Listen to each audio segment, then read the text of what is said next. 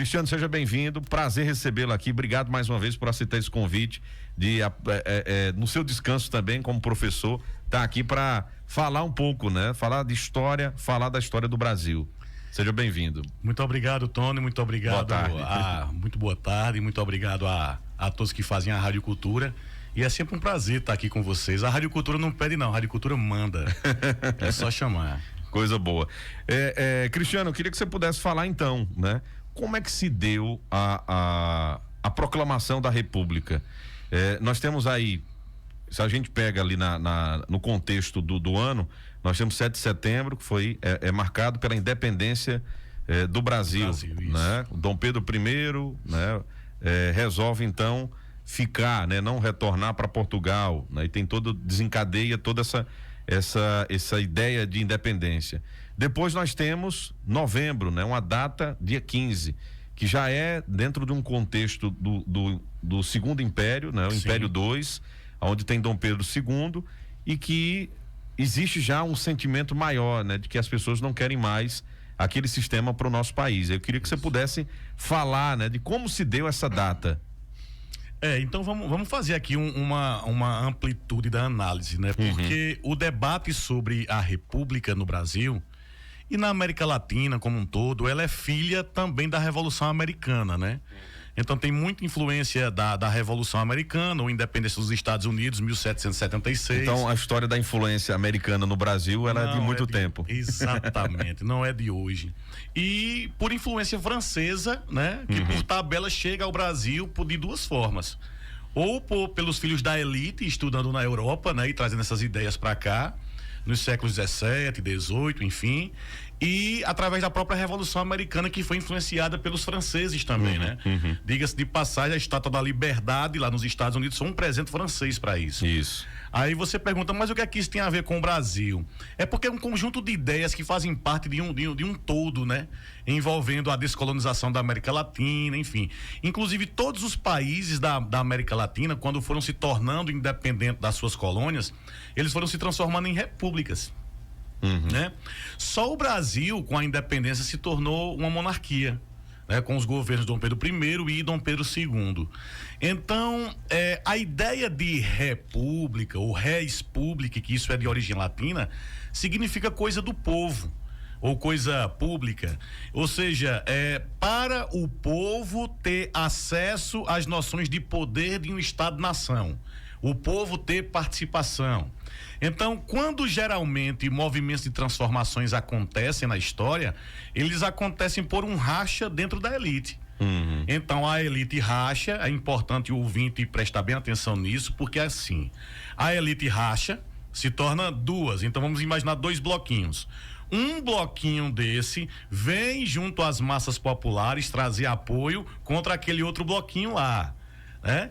Então, quando eles vêm junto às massas buscar esse apoio, vem cheio de discursos, de imagens, né? Como, por exemplo, democracia. Assim foi no século VI a.C., quando em Atenas a elite comerciante, portanto, vai questionar o tradicional poder da aristocracia ateniense. Vão fundar a democracia com Clístenes. E no mesmo século VI a.C., por volta de 509 a.C., lá em Roma era fundada a República.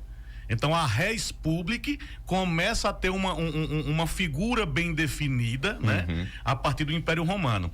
E isso passa a ser estudado posteriormente nos séculos em que as ciências, por exemplo, a partir do século XVII, que acontece a Revolução Científica, começa-se a estudar esses parâmetros de organização da sociedade, entre eles a República. Então o debate sobre a República é grande. Para a gente fazer o recorte agora menor, e vindo aqui para o Brasil, no caso do Brasil, no contexto da independência. Então, século XIX, os outros países da América do Sul se tornando república, o Brasil também deveria se tornar uma república. Existe um projeto para isso, do que a gente pode chamar de elite intelectual brasileira, logo naquele momento da independência. Mas o projeto vencedor, em 1822, né, que implanta a monarquia, foi o projeto da elite agrária brasileira, né, que mantém Dom Pedro I aqui e ele não retornando a Portugal. Portugal não reunia, portanto, condições políticas para recolonizar o Brasil. Então o Brasil, né, e com a ajuda da Inglaterra, empurra goela abaixo de Portugal essa independência. A Inglaterra põe esse pé no bucho dos portugueses. Aí o que acontece? Durante toda a monarquia, a república era debatida. A república era pensada. A história de república, né? Isso, o discurso de república. Por que não uma república, né? Porque é aquela ideia de coisa do povo. E a monarquia trazia uma sensação de centralização do poder. Tanto é verdade que isso incomodava os discursos políticos no Brasil, que quando Dom Pedro I abdica do trono, em 1830, né? O Brasil passa a ser governado por uma regência trina, ou seja, uma noção de descentralização do poder, porque incomodava a ideia de centralização. E aí depois a própria elite brasileira, né, dividida em dois partidos, liberais e conservadores, fazem o acordo para dar o golpe da maioridade e Dom Pedro II assume. Claro, é menor de idade ainda.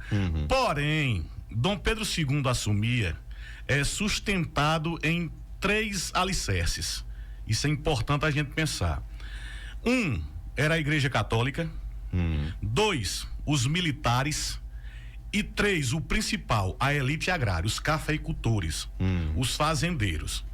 Desses 3 aí mantinham Era quem tinha a poiva na época. Exatamente. O dinheiro. Isso, eles mantinham a monarquia. Se a monarquia desprestigiasse ou se a monarquia conduzisse alguma situação desfavorável a esses 3 grupos, a república ficava ainda mais evidente. Então, a república nesse tempo aí, entre 1841 até 1889, era sempre um meio de barganha da elite e dos grupos, né, que apoiavam a monarquia, de ou você, imperador Dom Pedro II, né, governa junto com a gente, ou a gente lança sempre a república como uma alternativa, né? E assim foi acontecendo até 1889. Só que é importante fazer um recorte do seguinte: quando o Brasil se tornou independente, a Inglaterra fez uma proposta ao Brasil e faz pressão do Brasil gradativamente ir abolindo a escravidão. Não há, gravem isso aqui os ouvintes, não há debate republicano no Brasil no século XIX dissociado do debate abolicionista. Então, a gente vai comentar sobre isso, né, no próximo dia 20, é consciência negra, né? Então, o debate abolicionista, ele estava unido, estava juntinho, associado ao debate republicano. E o que vai acontecer é que Dom Pedro II, ele vai demonstrar uma série de incapacidades de tratar das coisas do Brasil. Por exemplo, ele vai desagradar muito a elite agrária quando ele começa a promover apoios à industrialização, que era o pensamento do Barão de Mauá, né? Tanto é depois que, por pressão da elite, o governo corta relações com o Barão de Mauá e o projeto industrializador do Brasil é por água abaixo. Então, perceba que Dom Pedro II está com nas mãos da elite o tempo todo durante o segundo reinado. No contexto abolicionista, quando acontece a abolição, isso é o 13 de maio de 1888, o Barão de Cotegipe diz à princesa Isabel, já que o pai dela, né, estava doente na Europa, Dom Pedro II estava adoentado, diz a ela o seguinte: assinou a abolição, mas perdeu o trono. Isso 1 ano antes, né? Barão de Cotegipe. Já tinha dito isso a ela. Tinha dito à princesa Isabel, né? Porque ela havia feito um desafio, uma espécie de desafio a ela, que ela não teria peito de assinar uma lei abolicionista no Brasil. Quando a Lei Áurea é assinada, ela vai manda o comunicado ao Barão de Cotegipe, né, respondendo aquele desafio. Aí, assinei, a abolição saiu. Aí ele responde: assinou, mas perdeu o trono. Porque é verdade. Porque a única coisa que segurava o apoio da elite agrária brasileira à monarquia era a manutenção da escravidão. Né? Aí você diz, certo, então ele perdeu, com a abolição, perde o apoio da elite agrária. E os outros dois, a Igreja Católica e os militares. A Igreja Católica tinha, inclusive, eu estava lendo até um livro sobre a República Velha, e dizendo o seguinte, que o interesse, claro, gente, olha, isso a gente está falando de contexto histórico, coisa que aconteceu há muitos anos, para depois as pessoas não entenderem errado que a gente está colocando alguma coisa contra a Igreja Católica, mas na verdade é o seguinte: a igreja tinha interesse que a manutenção do império permanecesse. O Cristiano está aqui, pode até me corrigir, por conta justamente da questão do Estado laico, né? A questão da religião oficial do império, que era o catolicismo. Então, a igreja tinha esse interesse porque ela teria poder, né? O poder dela continuaria e muito forte, né? Exatamente, mas acontece um problema nesse período aí, com relação a tratado na história como a questão da maçonaria.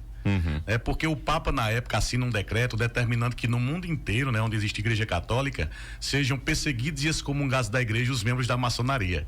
E a elite brasileira, principalmente aquele politicuro brasileiro todo, né? Ele era maçom. O próprio Dom Pedro, José Bonifácio, Gonçalves Ledo. Isso, os irmãos Andrade e Silva, eles eram maçons. E havia uma determinação constitucional no Brasil que todas as determinações do Papa tinham que passar pela autorização do imperador, né? Era o beneplácito. E passando pela autorização do imperador, ele não ia, né, autorizar isso. Só que 2 bispos no Brasil, um em Belém e outro em Olinda, começaram a fazer de acordo com o que queria o Papa. E aí o imperador determina a prisão desses 2 bispos, o que gera uma crise entre a Igreja Católica no Brasil e a monarquia. Eles racham e a monarquia perde mais esse apoio pela questão da maçonaria. A Igreja Católica deixa de apoiar, como a elite deixa de apoiar com a abolição, e aí os militares vão deixar de apoiar por conta do envolvimento do Brasil na Guerra do Paraguai, né?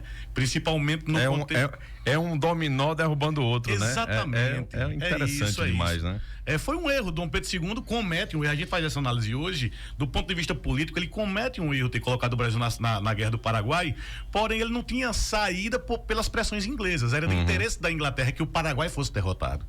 Então o Brasil estava de mãos atadas. Quem estava mais perto era o Brasil, né? Isso, o Brasil, Uruguai e a Argentina, né, fazem ali uma aliança, né, e eles vão dizimar a população do Paraguai. É importante dizer isso. O que o Brasil fez no Paraguai, a gente não pode nem chamar de guerra, é genocídio. Né? Qual era o nome lá do cara? Solano Lopes. Solano Lopes. É muito conhecido, viu? Quem quiser buscar a história dele, né, nesse contexto aí da Guerra do Paraguai. Pois é, e aí, por fim, com a abolição, aí não tinha mais como manter essa monarquia. O que é que vai acontecer?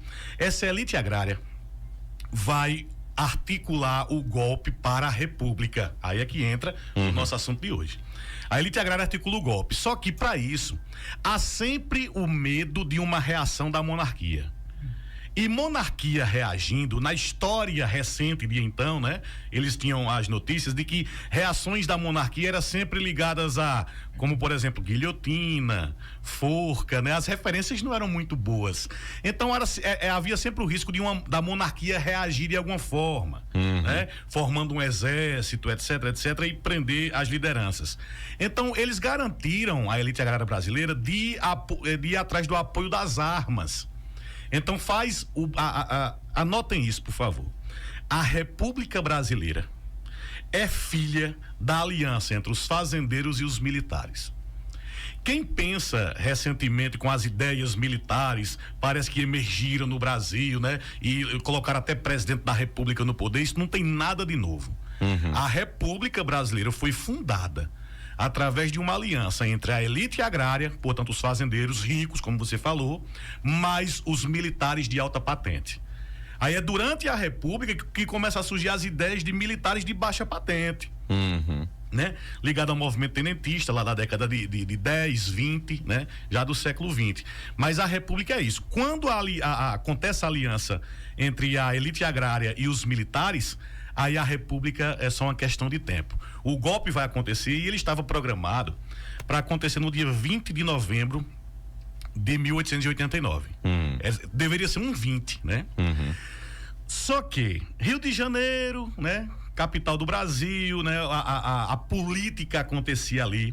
Começa a surgir rumores no dia 14 de novembro de que há às escondidas uma articulação da monarquia com um exército que inclusive compunha ali parte da elite do interior da Bahia, que iam apoiar o imperador e que iam prender os líderes do movimento, né? Marechal Deodoro da Fonseca, o Marechal Floriano Peixoto, Benjamin Constant, e que esses líderes presos, eles seriam, né, punidos. Por conta desses rumores do dia 14 de novembro, no dia 15 de novembro já amanhece com o movimento acontecendo. Então ele não foi um movimento, como a gente pode dizer, todo planejado, organizado, não. Você buscando apoio das armas, num determinado dia você ocupa os prédios públicos, né, de poder, né? Então, qualquer assembleia fecha, o prédio do Poder Executivo fechado, né? Você toma e aí você ou prende ou negocia a ida embora de quem você quer tirar do poder. No caso, no Brasil, era o monarca, o imperador Dom Pedro II, que nessa mesma madrugada aí, ele pega o navio, vai embora. Botaram ele no navio e pegou seu banquinho e foi convidado a se retirar do país. Né? Lembra? Pega o seu banquinho e saia de mansinho. Exatamente. O Brasil sempre se espelhou muito no formato dos Estados Unidos, né? Da configuração dos Estados Unidos, inclusive até nessa formação de estados também, né? Se a gente observar, tem uma semelhança enorme, né? E depois então da proclamação da República, Marechal Deodoro da Fonseca sendo o nosso primeiro presidente dessa República, essa participação, vamos dizer assim, essa identidade brasileira parecida com os Estados Unidos, ela acaba ficando mais forte, né? Acaba ficando mais forte e nada contra a gente se basear em alguns exemplos para poder formar assim as estruturas de uma nação, né? Como, por exemplo, você pensar nos Estados Unidos como essa referência. Nada contra isso. O negócio é que a nossa quase elite aqui no Brasil, né? Eu digo quase elite porque é um grupo que pensa ser de elite, não é? É interessante a gente ver essas coisas e eu sempre me sinto livre para falar sobre essas coisas porque é um complexo de vira-lata mesmo que Nelson Rodrigues falava, tem muito no Brasil, né? Se copia nos Estados Unidos, mas como se os Estados Unidos fossem... Gente, os Estados Unidos tem pobreza, viu? Tem pobreza. Não é pelo fato de você ter nas redes sociais ali gente que tá ali fazendo filmar, os Estados Unidos, a vida nos Estados Unidos. Se a gente sair daqui com o celular, Tony, gravando no Jardim Europa, em São Paulo, que tem os melhores índices de desenvolvimento humano da cidade de São Paulo, você tem certeza que tá na Europa, né? Porque o nosso erro tá a gente pensar uma nação como um bloquinho, né? Que é tudo daquele jeitinho ali. Não. Se você for conhecer uma região em Nova York, o Brooklyn, região de criminalidade, de pobreza. Existe essa dificuldade também, né? Claro, meu irmão. Então, referência nos Estados Unidos, sim, mas por quê? Porque há esse debate na academia sobre quem influenciou quem. Foi a Revolução Francesa que influenciou a Revolução Americana? Ou foi a Revolução Americana ou a independência dos Estados Unidos que influenciou a Revolução Francesa? Por que é isso? Porque a Revolução Americana aconteceu primeiro. E a queda da Bastilha, que para muitos define o que é a Revolução Francesa e não acontece 13 anos depois, né? Aí você vai dizer, não, então o que aconteceu antes influenciou o que aconteceu depois. Não, é porque as ideias de Revolução Francesa, a liberdade, igualdade e fraternidade, elas estão num bojo ainda maior de tempo, né? Dos reis Luís XIV, Luís XV e Luís XVI. E aí essas ideias, né, vão se espalhar pela Europa e atravessam o oceano, chegam no continente americano. E o espaço em que essas ideias conseguem os primeiros resultados além do Oceano Atlântico é no atual Estados Unidos, né? Nas antigas 13 colônias inglesas na América. Então, quando a Revolução Francesa influencia a Revolução Americana e a Revolução Americana acaba sendo na América esse exemplo de vitória, né? A própria mídia, a imprensa do Brasil na época, no Rio de Janeiro, falava muito sobre a Revolução Francesa, um exemplo de George Washington, de Thomas Jefferson, né? E aí não é à toa, para quem gosta e queria que o Brasil fosse Estados Unidos, o Brasil já foi Estados Unidos, como você falou. Logo após a República, a nomenclatura, o nome do Brasil era Estados Unidos do Brasil. Assim como existe, né, os Estados Unidos da América, que são os Estados Unidos. E esses Estados Unidos do Brasil é bem nesse modelo, né? Você tinha um modelo político montado em torno das estruturas de como foi a Revolução Americana e do ponto de vista educacional, cultural na França, né? Então, até pouco tempo, até os anos 60, por aí no Brasil, o modelo educacional era muito o modelo francês.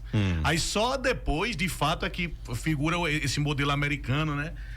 Ditadura militar no Brasil em diante até hoje. Mas o Brasil, ele, enquanto Brasil, vamos pensar do ponto de vista só didático aqui agora, isolado do mundo, que não está, mas vamos pensar assim, ele é o resultado do que queria, do desejo da elite agrária e dos militares. Simples assim, o pensamento. E dentro do acordo estava que os fazendeiros permitiriam que esses militares ocupassem os mais altos cargos da República. E o mais alto cargo da República era o de presidente. Não foi à toa que o primeiro presidente do Brasil foi um militar, o Marechal Deodoro da Fonseca. Um alagoano. Nordestino, né? Assim chamado Nordeste. O segundo, Floriano Peixoto, um outro militar. Compõe aí o que a gente chama de República da Espada. Nós tínhamos até uma rua aqui em Serra Talhada que era a rua Floriano Peixoto. Não tem. Mudou. Ela agora é Silvino Cordeiro, o nome da rua. Não sabia. Aquela rua ali do Doutor Nena, né? Então ela todinha era Floriano Peixoto. Só para vocês se situarem, né? Floriano Peixoto, ó, quem foi? Pois é, Floriano Peixoto foi o segundo presidente da República, né? O Marechal Floriano, que ele tinha o apoio dos cafeicultores de São Paulo, né? O Marechal Deodoro da Fonseca, ele vai perdendo esses apoios. De 1889 até 1891, o Brasil passou por um período provisório de governo. Então, a primeira parte do governo do Marechal Deodoro foi provisório. Por quê? Porque aquele golpe foi inconstitucional. Por isso que é golpe. Todo golpe é inconstitucional. A Constituição determinava, né, que o Brasil era uma monarquia. Então, para dar início à República, então você rasga a Constituição, desconsidera a Constituição, um governo novo assume com 2 papéis a cumprir. Primeiro, convocar uma Assembleia Constituinte e segundo, convocar uma eleição. E assim foi feito, né? Então, de 1891 em diante, você tem um governo constitucional de Deodoro da Fonseca, em que ele vai forçar na Assembleia Constituinte a manutenção do poder para ele. Há um debate na Assembleia no dia da eleição, em que toma-se lá o microfone ou a palavra na Assembleia e diz assim: os canhões do Exército estão apontados para essa Assembleia, porque ele tinha o Exército com ele, né? Então os canhões do Exército estão apontados para essa Assembleia, mas a Marinha era contrária a ele, né? E aí alguém também toma a palavra na Assembleia e diz assim: mas os canhões da Marinha estão apontados para o Exército. Então, pelo perigo de guerra civil no Brasil naquele momento, né, se mantém o governo de Deodoro da Fonseca, mas já com a articulação dos paulistas de minar esse governo, tanto que vai acontecer, ele renuncia, né, e dá início ao governo do Floriano Peixoto com o apoio dos cafeicultores, né. Só mais tarde, com o Prudente de Moraes, é que o Brasil se torna aí uma república governada por civis, né, e ele vai ser o primeiro. A primeira Constituição entra por aonde nesse contexto? 1891, porque a Constituição era da monarquia. Né? Só que você entende, todo mundo que está acompanhando entende, que não começou um novo governo. Se começa um novo governo, precisa de uma. Porque ele está ilegal. O que é uma Constituição? A Constituição é a carta magna de um país, o documento mais importante de um país, que determina as diretrizes do país, né? Então, regras, direitos, deveres de todos, está tudo programadinho na Constituição, né? Inclusive, para aqueles que ainda falam, por exemplo, contra o Supremo Tribunal Federal, o Supremo Tribunal Federal a missão dele, né, é de ser guardião da Constituição. Então, o texto da Constituição, ainda que seja hermeticamente verificado, né, hermeneuticamente, portanto, através de análise, de interpretação, você pode interpretar a Constituição favorável ou desfavorável a alguma situação. Porém, você não faz nada contrário a ela. Então, o Supremo Tribunal Federal, ele não faz nada que não esteja na Constituição. Não existe esse parâmetro que estão falando aí no Brasil, de que o Brasil é governado pelo STF. Não, existe uma Constituição, né? E que o STF, quando provocado, ele tem que guardar a Constituição. É simples a compreensão disso.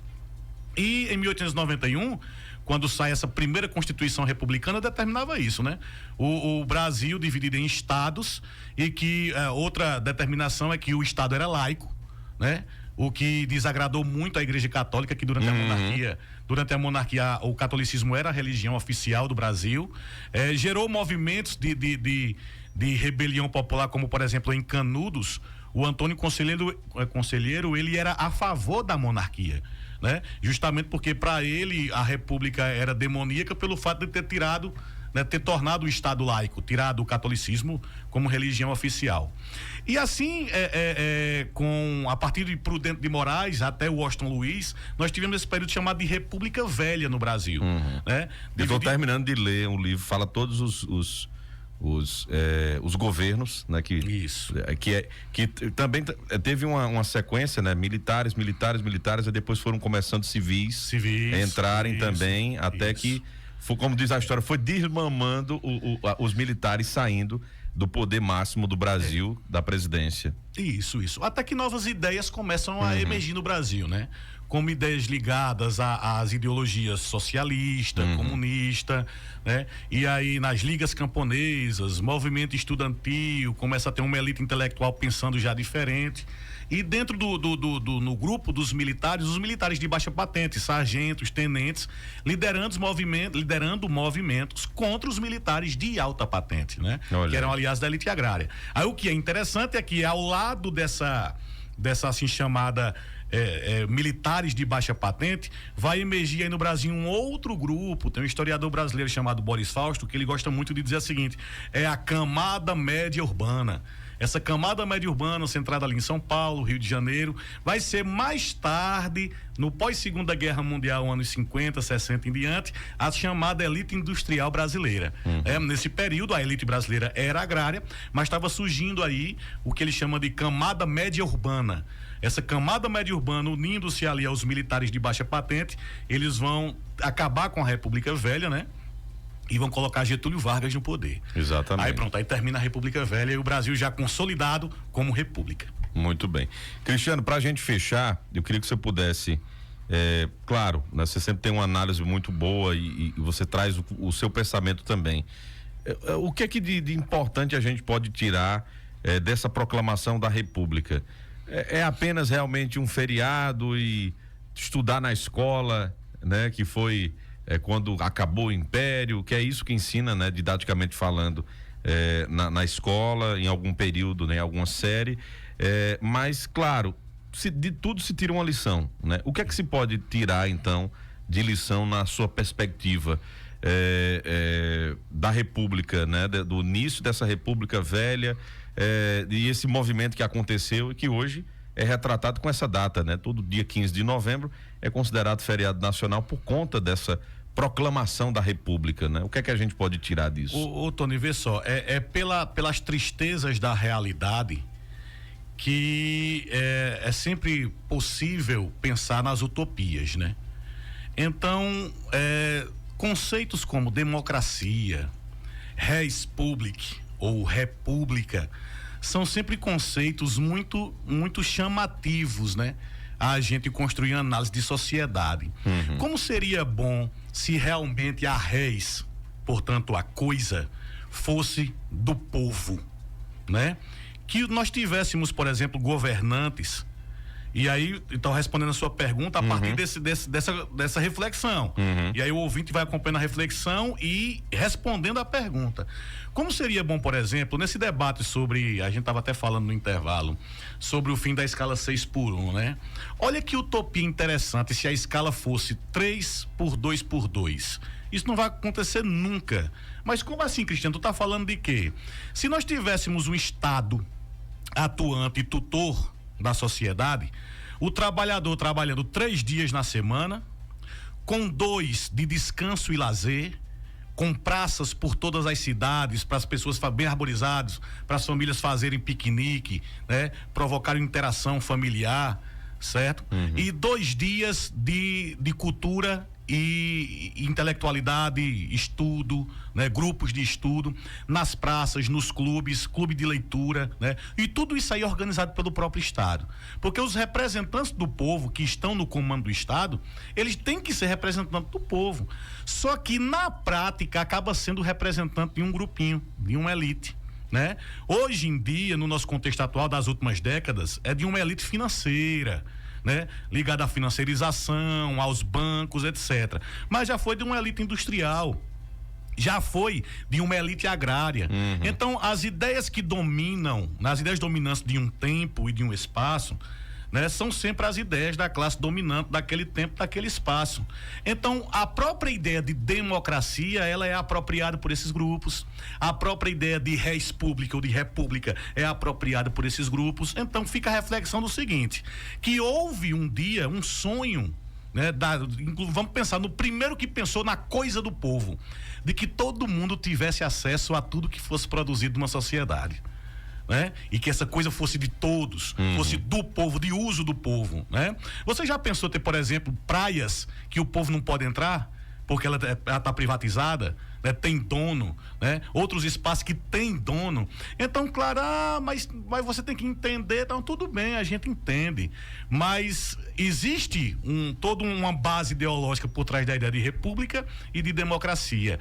Hoje, dia 15 de novembro no Brasil, é o dia da reflexão. É o dia da reflexão de que nós temos uma coisa do povo, para o povo, com participação do povo, ou nós temos um recorte de elite que tem o comando dessa dita coisa do povo. E que a gente acaba transformando isso em algo naturalizado, que é assim mesmo, tem que ser assim. Então é pelas tristezas da realidade que se torna possível as utopias, né? As quimeras, as fantasias. Exatamente. E a gente vai fantasiando. Enquanto a gente não tiver essa sociedade ideal sendo realizada, a gente continua fantasiando, porque é para isso que existe horizonte. É pra gente caminhar mesmo. Muito bem. Professor, muito obrigado por ter vindo. A gente tem outro compromisso, viu? No dia 20, semana que vem, a gente vai estar falando sobre a consciência negra. É o primeiro feriado nacional dessa data. Já existia, né? A comemoração da consciência negra, mas não era um feriado nacional, ou seja, não teremos também novamente uma parada, né, de comércio e tudo mais, né? Então, a gente vai estar falando desse contexto, né? Porque tem, na nossa história, nós temos aí, infelizmente, episódios que o professor já falou sobre a escravidão, né? Foi muito difícil esse movimento para abolir a escravidão, mas os problemas, né, sociais ainda, a discriminação racial, ela ainda é muito presente na nossa sociedade e a gente vai estar trazendo essa temática também. Professor Cristiano, então até quarta-feira que vem, né? Isso. Quarta-feira que vem 20. Estaremos juntos. Isso. Um forte abraço, meu querido. Obrigado, viu? Bom feriado aí. Para todos nós, meu irmão, e um grande abraço para os ouvintes da Rádio Cultura. Até Coisa mais. boa. Valeu.